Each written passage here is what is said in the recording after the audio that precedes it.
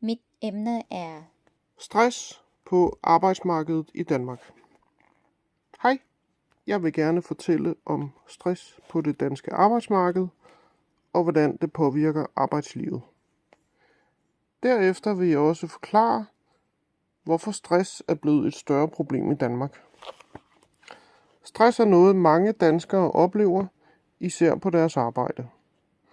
Når man har for travlt, for mange opgaver, eller føler, at man ikke kan gøre sit arbejde godt nok, kan man blive stresset.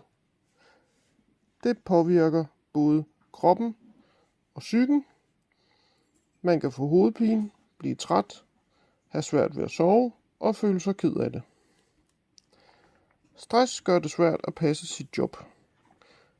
Mange mister energi og har svært ved at koncentrere sig. Nogle bliver så stressede, at de må sygemelde sig i flere uger, og det går også ud over kollegaerne, som skal tage over. Det skaber mere pres på hele arbejdspladsen. Stress er ikke kun et problem for den enkelte, men også for hele samfundet. Det koster mange penge, når folk bliver syge af stress og ikke kan arbejde. I dag er stress blevet et større problem i Danmark end førhen. Det skyldes blandt andet, at der er mere travlhed, flere krav og mindre tid til pauser.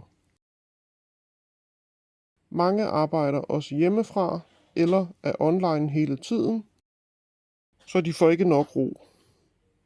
Heldigvis er der kommet mere fokus på stress. Både arbejdspladser og politikere prøver at gøre noget. For eksempel med bedre arbejdsmiljø og støtte til medarbejdere. Og det er vigtigt, at vi taler åbent om stress, så flere kan få hjælp i tide. Tak fordi du lyttede.